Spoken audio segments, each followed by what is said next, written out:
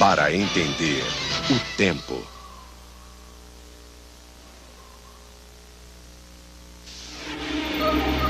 Distribuição Didac.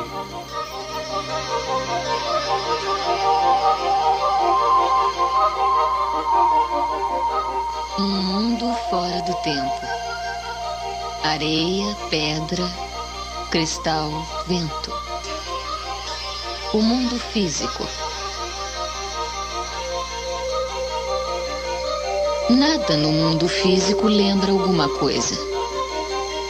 Nada no mundo físico antecipa alguma coisa.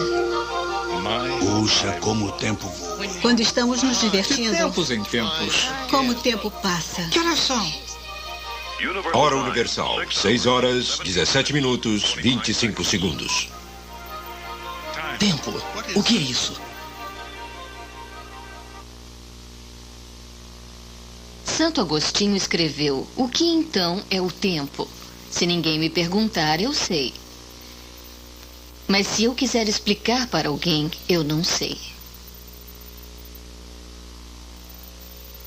Há um tempo que é sentido e um tempo que pode ser medido pela ciência. O tempo teve um início? Uma questão bastante antiga. Como podemos imaginar um mundo antes do tempo começar? Se contarmos de trás para frente, além do relógio, além do calendário, além da direção magnética e da emissão radioativa, 3 bilhões e meio de anos, chegaremos ao nosso próprio início. O alvorecer da vida na Terra. A ciência tem uma palavra para isso: biogênese. O nascimento da vida. Com a vida, a natureza criou um novo tipo de tempo. Mais avançado, mais desenvolvido do tempo do mundo físico. A memória e a expectativa nos deram uma vantagem competitiva. A memória e a expectativa deram à luz o conceito de passado e futuro. Avanço instantâneo para 3 bilhões e meio de anos depois. A humanidade governa a Terra. A humanidade está amarrada pelo tic-tac do tempo. Nós usamos o tempo para medir movimento. Usamos o movimento para medir o tempo. Um relógio mede o tempo, mas o tempo existe sem os relógios.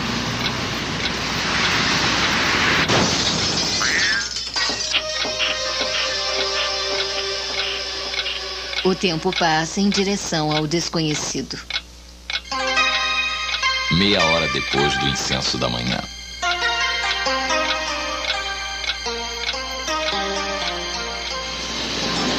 Hora de refletir sobre o tempo. A maioria de nós, quando pensa sobre o tempo, o faz com alguma hesitação. O tempo é, ao mesmo tempo, familiar e também um estranho. Nós não pensamos sobre o tempo, a não ser quando estamos atrasados, o que parece acontecer quase sempre. Na física, o espaço é representado em 3 dimensões. O tempo é representado como a 4ª dimensão. Para descrever o tempo, sempre nos pedem para pensar em objetos em movimento. Por exemplo, o tempo foi comparado ao cabo que conduz os curiosos bondes de São Francisco. A vida é o próprio cabo. O bonde se prende a uma coisa que está escondida, uma coisa que não se vê. Uma coisa que, por extensão, é misteriosa.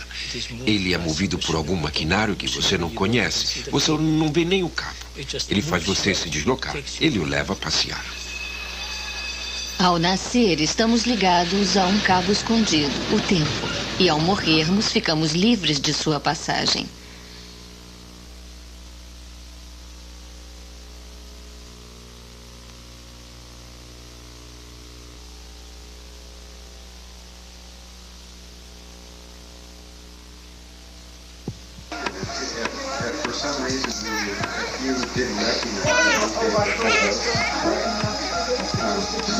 Naqueles primeiros momentos da vida, os recém-nascidos não conhecem o tempo. Suas mentes despertas lembram apenas da pesada pulsação da mãe no ventre. O tempo não tem significado, mas o recém-nascido já depende do relógio, o relógio celular. Mudanças bioquímicas que se repetem em ciclos vêm marcando o tempo desde o momento da concepção. Os relógios celulares são encontrados em todas as plantas e animais. Centro de Tempo Biológico, projeto Fundação Nacional da Ciência. Essa é uma cirurgia de olho realizada em uma criatura marinha mole chamada Aplysia californica. Se você é amante do latim, é um procedimento difícil. A pesquisadora tem que implantar corretamente um minúsculo sensor na célula do nervo óptico do animal. A razão de estudarmos esse animal é que ele tem um sistema nervoso relativamente simples, com células nervosas muito grandes. Isso nos permite, como fisiologistas de nervos, estudar os mecanismos dos ritmos circadianos do tempo biológico em um animal relativamente simples. Ritmo circadiano?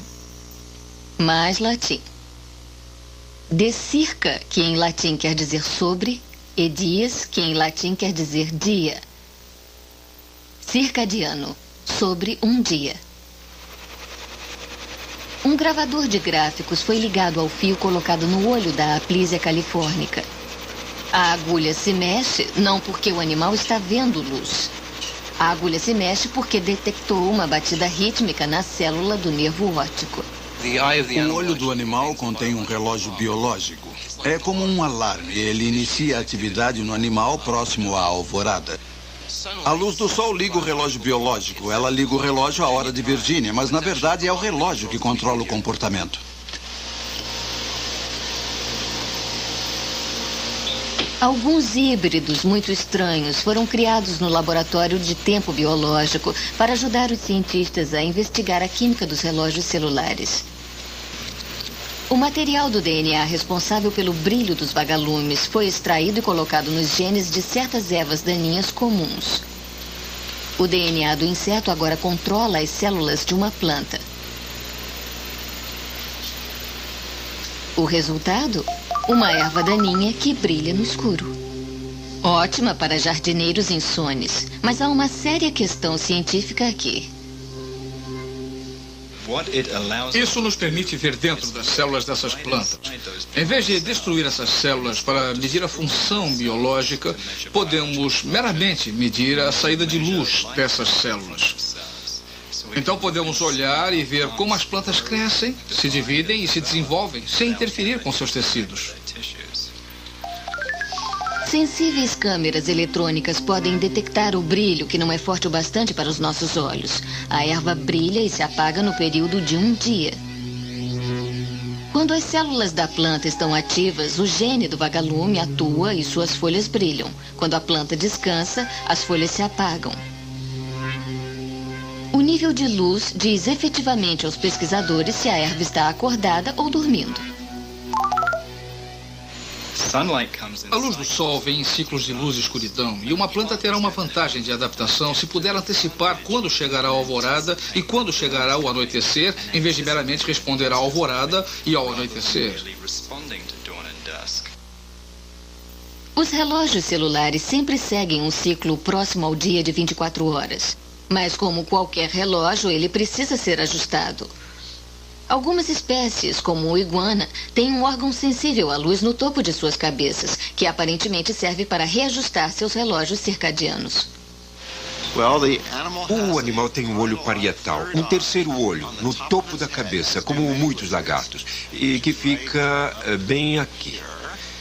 Ele com certeza sabe a diferença entre luz e escuridão pelo olho e provavelmente pode discriminar diferentes comprimentos de onda. Pode diferenciar ondas curtas de ondas longas, luz azul de luz vermelha.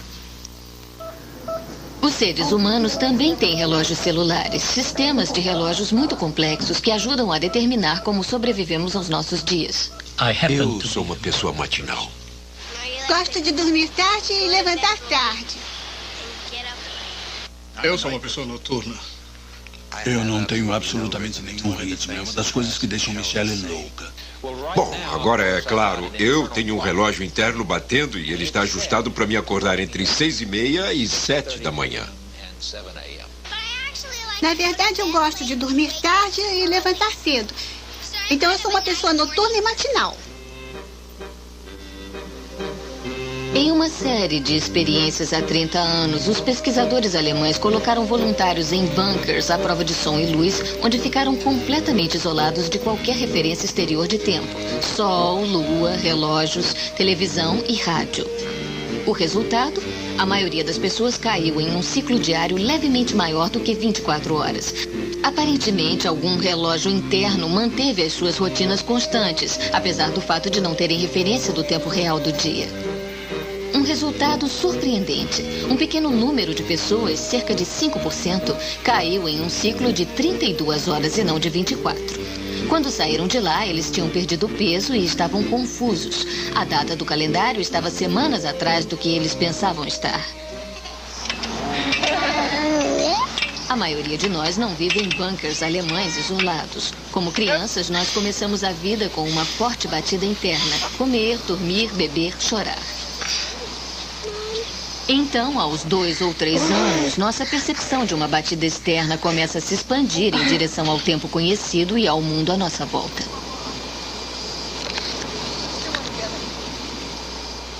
É um relógio Perry Angel.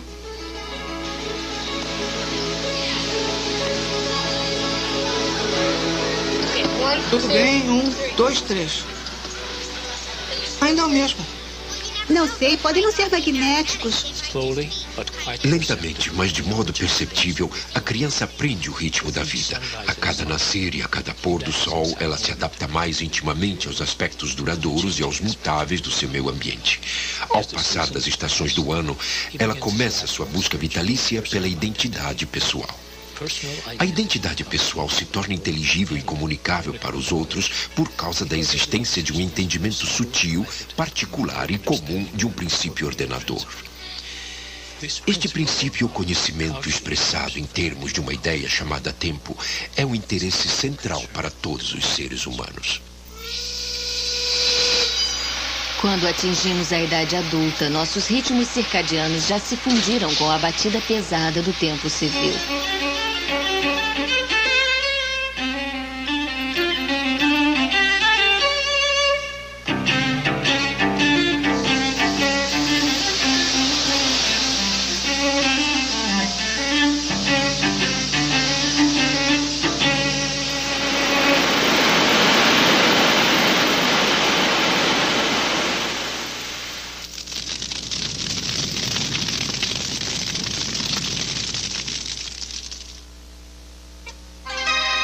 Minutos depois da mirra.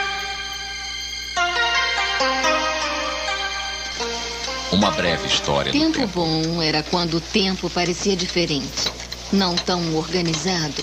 Tempo bom era quando o tempo parecia mais suave ou mais afável. No ponto da história em que o Homo sapiens se tornou socialmente ciente, o tempo era considerado como cíclico, dia e noite.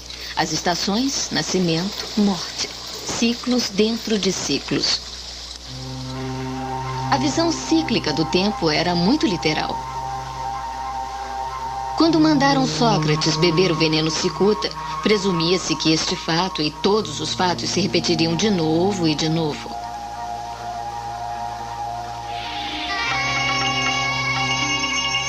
A religião hinduísta vê o tempo do mesmo modo há 4.000 anos.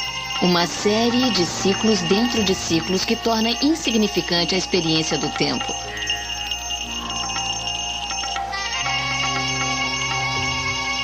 Enfatizando a eternidade como a realidade máxima do mundo, o hinduísmo reduz a ansiedade criada pelo conhecimento do tempo.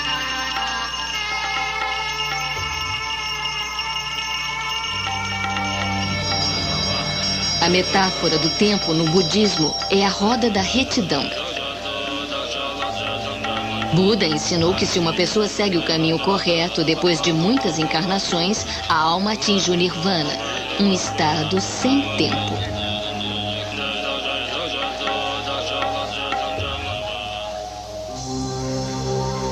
No judaísmo antigo, o tempo era cíclico. E então ocorreu uma mudança no século IX a.C. Os antigos traçaram a história hebreia, da criação até a prova de fé de Abraão à Terra Prometida. A história da salvação. A história deixou de ser apenas um ciclo repetitivo e, em vez disso, se tornou uma série de fatos que progredia de um início bem definido para uma meta estabelecida. Nascia a história da salvação, a ideia do tempo linear.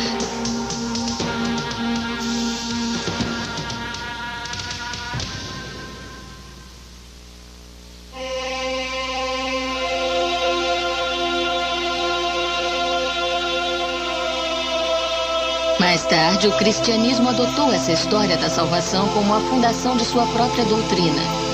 Nascimento, vida, morte e ressurreição. Então, uma outra mudança fundamental ligada ao pensamento religioso. O que se tornou conhecido como norma de São Benedito no cristianismo ocidental iria mudar profundamente a rotina diária.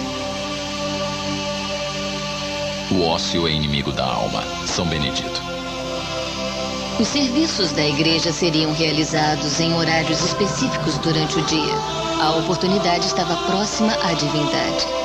E então, em um certo ponto do século XIII, um som quebrou o silêncio das vilas. Ele não parava nunca.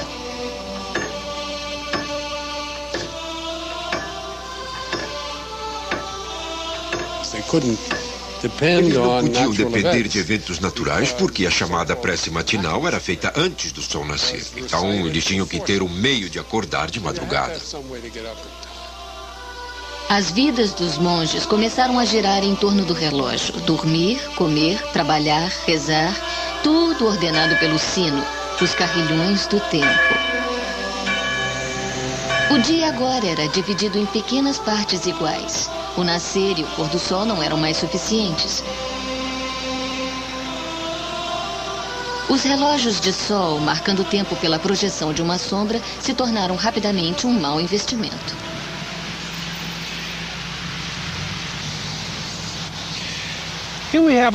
Temos aqui um relógio de sol. Um relógio de sol muito molhado hoje. Então não podemos usar este instrumento para medir a duração do tempo. Temos que usar um relógio mecânico. Esta é a razão de termos inventado os relógios mecânicos para nos ajudar a medir o tempo quando o sol não está presente no céu. Eu adoro o som do tic-tac. É como música para os meus ouvidos.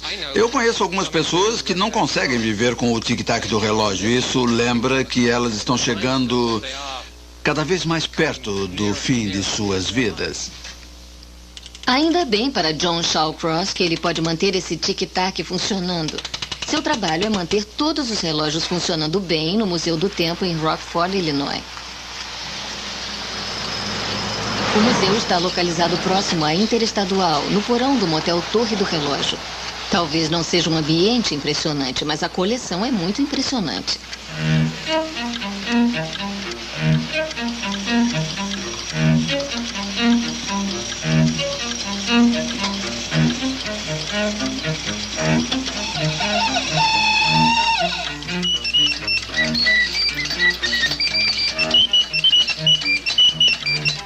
Há, por exemplo, relógios de pássaros canoros. Há um relógio de carruagem de banquete levando o deus da cerveja.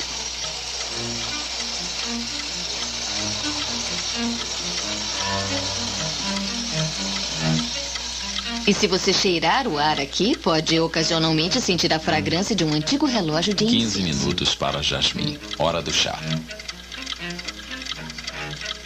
Pós diferentes produzem aromas diferentes para marcar a passagem do tempo. O museu em um motel contém uma breve história do tempo. Ou, para ser mais preciso, uma história de marcar o tempo.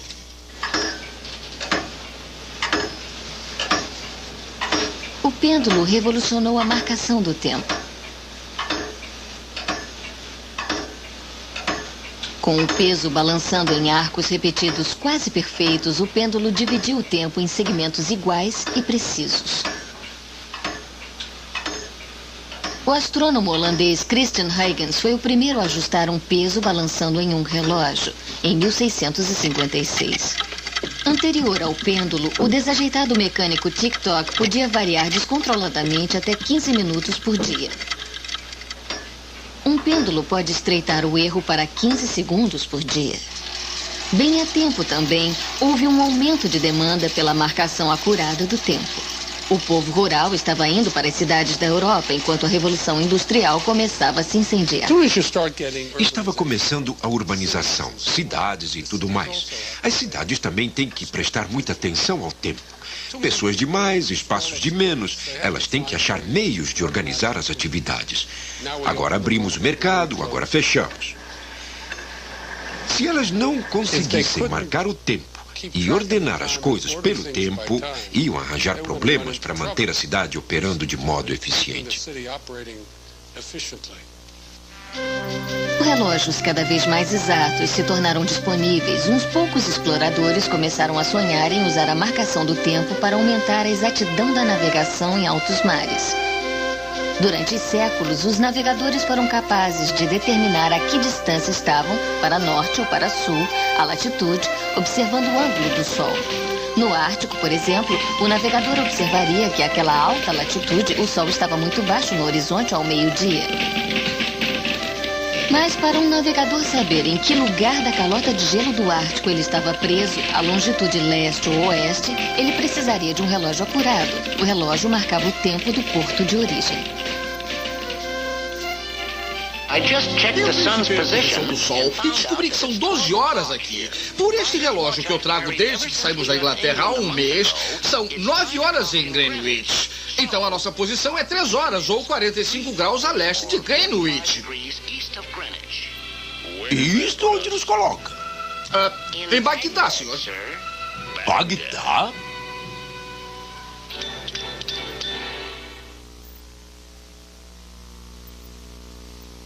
O problema era óbvio. No convés ondulante de um navio no mar, um pêndulo balançante iria destruir o relógio.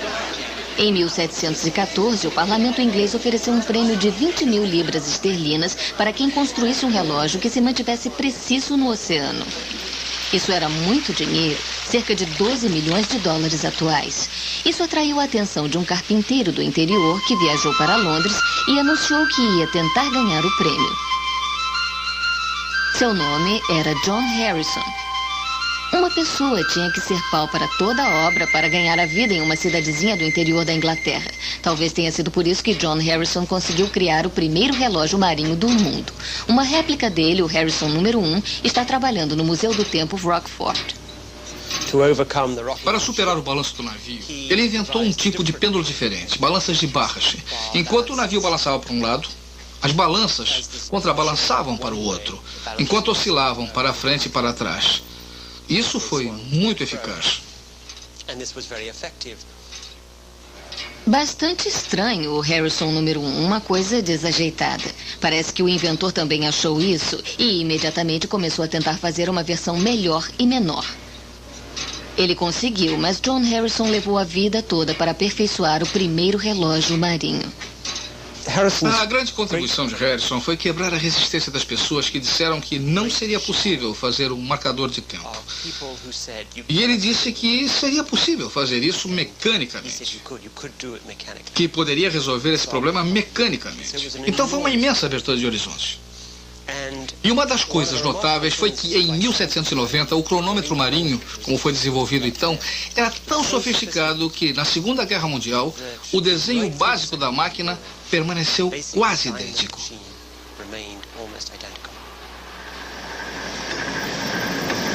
Melhorar a navegação aumentou o poder europeu, espalhando a Revolução Industrial. Vamos a bordo!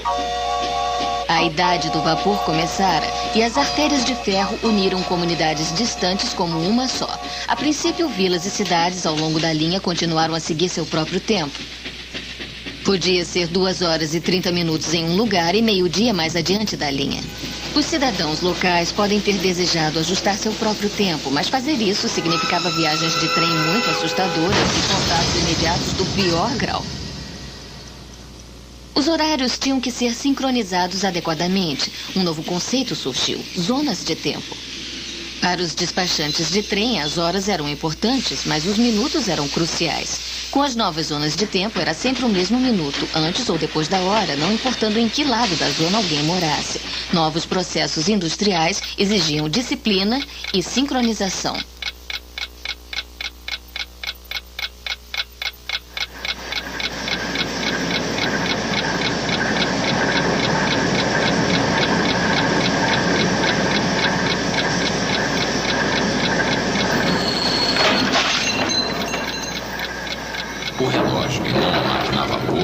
central para a Revolução Industrial. O relógio é a coroação da conquista que todas as outras máquinas aspiram. Lewis Mumford, crítico social. O relógio tic-tacs de madeira. Em toda a sua humanidade, sua fabricação, seu cuidado e tudo mais, não é nada comparado ao moderno relógio atômico. É claro que os relógios mecânicos não podem competir quando se trata de exatidão, mas eles não foram relegados só aos museus. O som e a sensação do tempo mecânico ainda são uma atração para milhões de pessoas.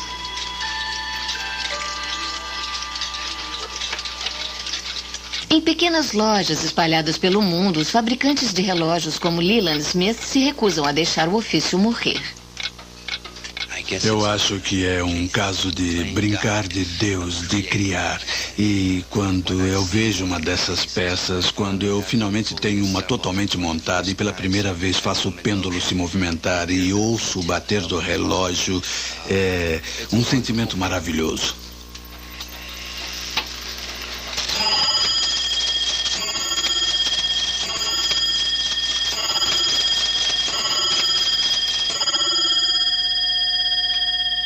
Todas as outras máquinas aspiram ser relógios, tornando-se até máquinas nucleares. Os relógios atômicos não explodem e nem emitem raios. Eles ficam apenas regulando a marcação do tempo terrestre. Eles dão o mais preciso sinal de tempo disponível. O relógio atômico mais comum é chamado de relógio de césio, porque mede a frequência residente, as vibrações de um fluxo de átomos de césio. Eles passam por um campo magnético, ressoam, e essa frequência é usada para controlar o cristal que oscila a mais de 9 milhões de ciclos por segundo. Os átomos de césio mantêm a frequência trancada com uma precisão não conseguida por nada ainda conhecido. Ao sinal a hora oriental, exatamente 15 horas e 54 minutos. O Observatório Naval Americano opera cerca de 70 relógios atômicos com um relógio mestre, testando os outros que estão ligados em série. O resultado é um sinal de tempo mestre, emitido por satélites em órbita. Os navios da Marinha dependem do sistema para a navegação global tão precisa que seria inimaginável quando Harrison estava soldando na Inglaterra há 250 anos. O sistema é chamado de Posicionamento Global, ou SPG. Ele depende de uma galáxia de 24 satélites que giram em órbitas sincronizadas. O SPG recebe os sinais que vêm das órbitas. Os sinais chegam em tempos levemente diferentes, dependendo da distância de cada satélite. Computando os retardos, a unidade do SPG calcula onde na Terra ou no mar ou no ar está localizada e atualiza a informação continuamente. 1 bilionésimo de segundo é a extensão de tempo que as ondas de rádio levam para percorrer 30 centímetros. Então, se quiser navegar com precisão para 30, 60, 90, 120 centímetros, tem que conhecer o tempo para 1, 2, 3 bilionésimo de segundo e se certificar que os relógios dos satélites estejam sincronizados para esse nível. O SPG está aparecendo em toda a parte. Minúsculos receptores de SPG ajudam os andarilhos a achar o caminho por regiões ermas. Logo, eles indicarão a posição de um trem, ajudando a evitar colisões. Usamos sinais de tempo para sincronizar grades de distribuição de energia elétrica. Alguns carros agora vêm equipados com um SPG falante que vai ajudá-lo a não se perder. Próxima saída à esquerda.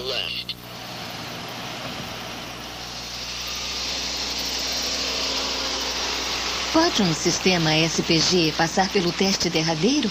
Ele pode nos guiar pelo que é chamada a rua mais tortuosa do mundo, a Lombard, em São Francisco?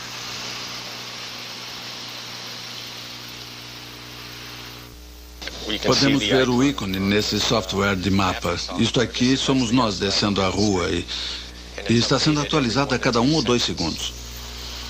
A unidade de SPG percebeu quando o carro fez as curvas fechadas, embora prédios altos tenham ocasionalmente bloqueado os sinais dos satélites.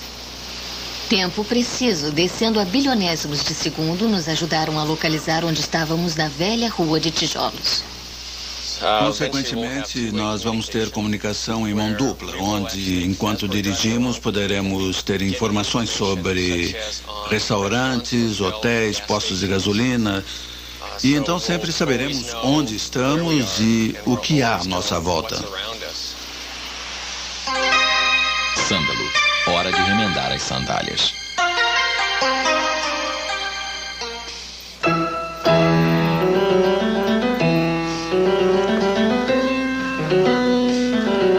A música compromete a mente humana no mais complexo relacionamento com o tempo. A criação da música parece fluir do âmago do nosso ser. Então você pode senti-la, pode sentir a tensão, se ouvir a parte do piano sozinho. Jonathan Kramer ensina música na Universidade de Colômbia e escreveu exaustivamente sobre o papel central do tempo na música. Tempo é movimento, tempo é mudança. Música é movimento e música é mudança. E quando a música tem um forte sentido de ritmo, as pessoas se movimentam com ela. 1, 2, 3, 4, 1, 2, 3, 4. E aquele retorno cíclico há uma marca, um período de tempo que fica se repetindo. E as pessoas se relacionam com isso fisicamente. Então, quando assistem a um concerto de rock ou de folk, as pessoas ficam batendo as mãos. E é interessante o modo como fazem isso. Elas tendem a bater no 2 e no 4. 1, 2, 3, 4. 1, 2, 3, 4. Mas se bater os pés, ou se estão sentadas no chão e batem no chão, elas não batem no 2 e no 4. Batem no 1 e no 3. 1, 2, 3, 4. 1, 2. É alguma coisa mais embaixo no corpo do 1 e 3. E mais alta no corpo 2 e 4. Quando elas querem ir no 2 e no 4, elas batem as mãos. Mas não normalmente. Não é aqui embaixo, é aqui em cima. Esse tipo de sentimento cíclico, de sentimento corpóreo, acontecendo sempre e sempre com nuance diferente, está presente em um grande número de músicas neste mundo. E é isso que é tempo musical.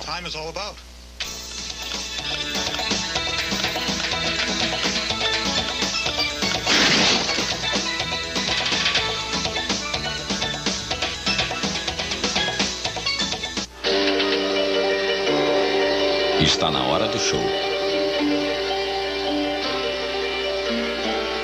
Quando as plateias se acomodavam em seus lugares no início do século para ver a nova forma de arte, os filmes, descobriram que o tempo se expandia e contraía de modos surpreendentes. A surpresa continuou. Quadros individuais de filmes surgindo um de cada vez em centenas de horas podem tornar até a monótona sujeira tão excitante quanto observar, bom, a grama crescer.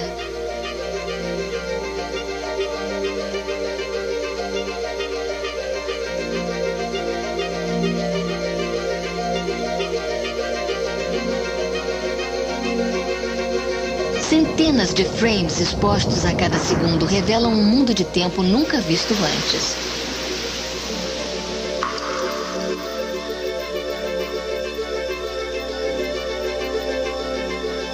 O filme pode fazer do tempo uma delícia de inúmeros modos.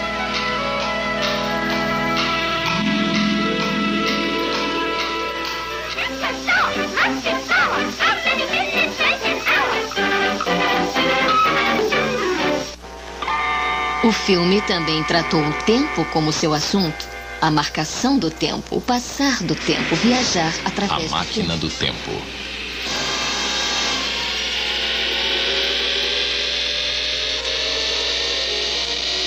A Máquina do Tempo foi o primeiro filme de ficção científica sobre a viagem no tempo.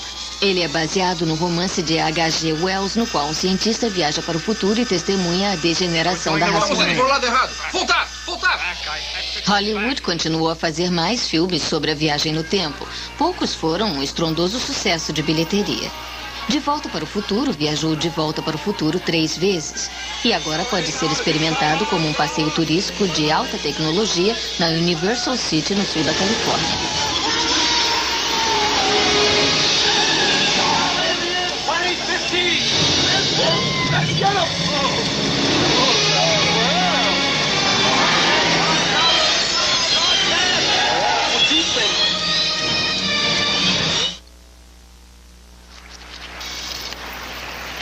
Se viajarmos de volta no tempo algumas centenas de anos, poderíamos ouvir um poeta comparando o tempo a uma flecha.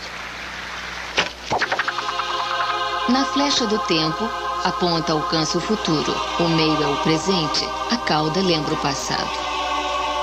Não é preciso um Einstein para imaginar isso.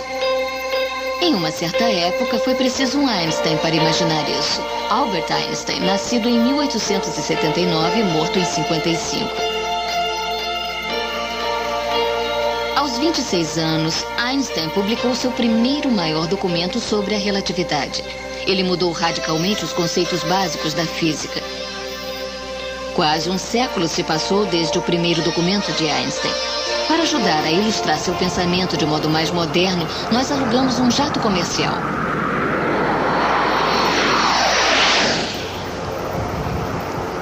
Enquanto o piloto mergulha para fazer uma exibição para a câmera, ele acende uma luz na asa do jato.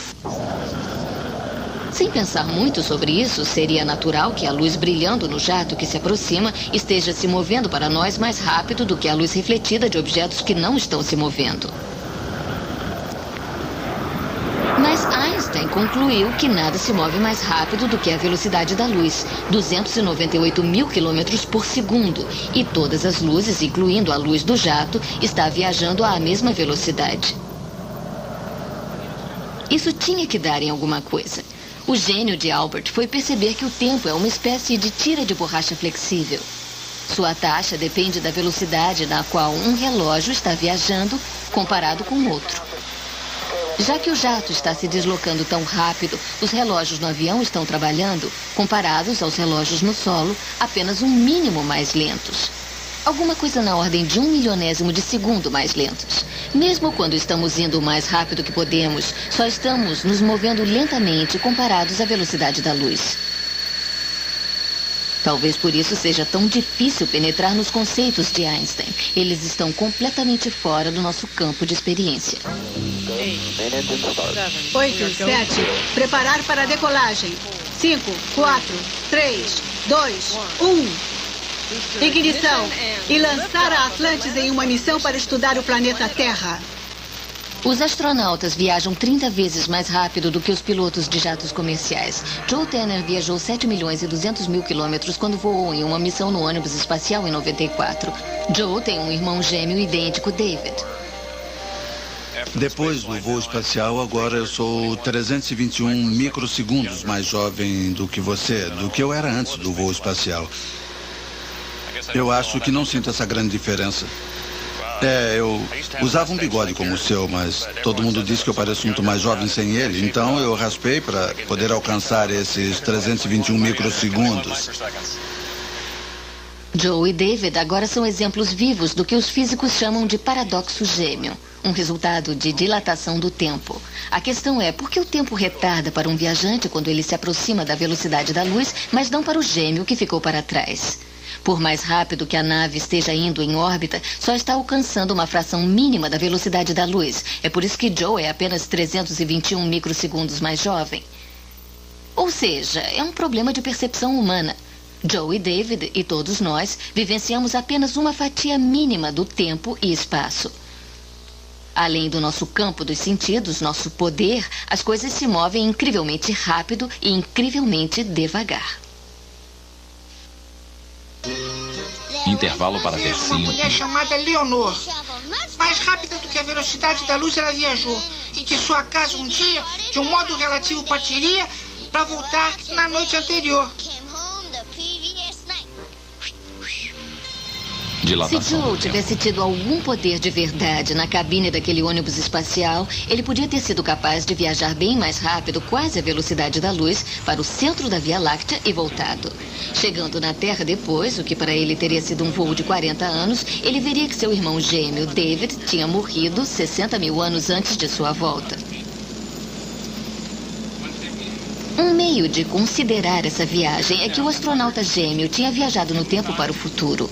Ir para frente no tempo, quase a velocidade da luz, é relativamente fácil. Viajar de volta no tempo parece tudo menos impossível agora, mas não está arriscado da teoria de Einstein. Se Joe Tanner, em seu super ônibus espacial, quisesse voltar no tempo, teria que se situar em um buraco negro. E não apenas em qualquer buraco negro, mas em um buraco negro especial, ligado a outro, anos-luz distante. O túnel resultante em tempo e espaço é chamado de buraco de minhoca. Se a gravidade um dia se tornasse repulsiva e este livro subisse em vez de descer, e isso pode acontecer sob certas condições extremas que nunca ocorrem aqui na Terra, ou mesmo em laboratórios terrestres, então o que acontece se você puder usar essa força gravitacional repulsiva para criar, por assim dizer, criar um desses buracos de minhoca? É como escavarmos um túnel através da Terra. Suponha que um buraco de minhoca torça o tempo, bem como o espaço. Suponha que os engenheiros da NASA fossem capazes de manter 2 buracos de minhoca abertos e conectados usando a força repulsiva da gravidade. Suponha que o super-ônibus espacial pudesse navegar pelo túnel conectado. Suponha que eles encontrem Elvis lá. Suponha. Os cosmólogos fazem muitas suposições. Uma das teorias que foram provadas há muitos anos é que se você criar um buraco de minhoca em uma parte do espaço onde ele não existia antes, você também deve torcer o tempo de um modo que a viagem no tempo se torne possível. Em outras palavras, você não apenas criou um buraco no espaço, também deve torcer o tempo à volta dele para que se torne possível voltar ao ponto de partida no tempo e espaço antes de partir. Você cria automaticamente, assim, uma máquina do tempo quando cria um buraco de minhoca. O professor Tipler e outros cosmólogos querem saber se o universo pode, de algum modo, conspirar para impedir a viagem no tempo devido a um efeito que, neste ponto, só podemos imaginar. Um cosmólogo levantou o problema do fluxo de vácuo eletromagnético. Houve um homem chamado Jojoca que entrou alegremente num buraco de minhoca. Em maio ele partiu, foi embora e não voltou até agora. Talvez o fluxo de vácuo tenha destruído o Boboca. Fluxo de vácuo eletromagnético? Uma teoria sustenta que essas pequenas flutuações realizando loops, sem parar, através do tempo no túnel, podem ser uma grande dor de cabeça para os engenheiros estelares que tentarem manter 2 buracos de minhoca abertos e conectados. O resultado, eles supõem, é uma realimentação aterrorizante, como um tipo de caixas acústicas estridentes. Isso iria crescer e destruir instantaneamente o túnel e os viajantes do tempo. Mas, já que estamos supondo, suponha que você pudesse viajar ao futuro e voltar ao passado.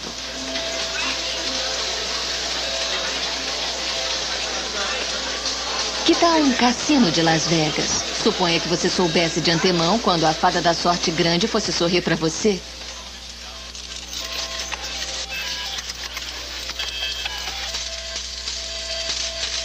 Com licença, senhora. Gostaria de ir ao futuro e voltar e saber que a senhora iria ganhar aqui nas maquininhas? Senhora?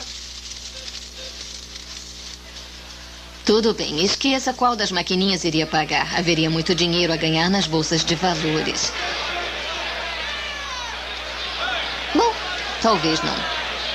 Você poderia tirar vantagem do seu conhecimento em umas 2 oportunidades. Mas quando as pessoas com quem você negocia ou a comunidade comercial souber que você está sempre certo, 2 coisas irão acontecer. Ou eles vão relutar muito para aceitar o outro lado do que você quer fazer, ou vão querer fazer exatamente o que você quer fazer. Então você não vai ter muita capacidade para tomar esse tipo de posição. Isso levanta questões espinhosas sobre livre e espontânea vontade e predestinação. No nosso mundo do dia a dia, de tempo de mão única, a viagem no tempo cria inúmeros paradoxos. Um dos problemas que surge na viagem do tempo é o chamado paradoxo do avô. O paradoxo do avô diz: se a viagem no tempo é possível, então deveria ser possível voltar para trás no tempo e matar o seu avô antes dele ser pai do seu pai. Bom, aí você teria problemas. Você pode tender a desaparecer se atirar no seu próprio avô. Mas Tipler diz que a mecânica quântica dá uma solução teórica. A teoria quântica sustenta que cada átomo passa por todas as histórias possíveis. Tipler nos pede para pensar sobre um universo ou multiverso. Ele supõe que você teria matado uma cópia do seu avô em outro ramo do universo. Naquela história em que agora você está, ele não é pai do seu pai. Você não existe naquela história como um jovem, afinal. O que você fez foi entrar naquela história via máquina do tempo. Se pudéssemos nos isolar, também ficaríamos cientes de que existimos em muitos dos universos. É verdade o fato de que estamos, por assim dizer, ancorados a um desses universos porque estamos interagindo o tempo todo com os outros átomos deste universo, que não estamos cientes dos outros universos. O professor Tipler, ou pelo menos o deste universo, queria nos dizer mais sobre o que ele supõe que o futuro trará. Mas, de repente, ele percebeu que tinha esquecido completamente do relógio. Temos que finalizar este programa. Estamos sem tempo.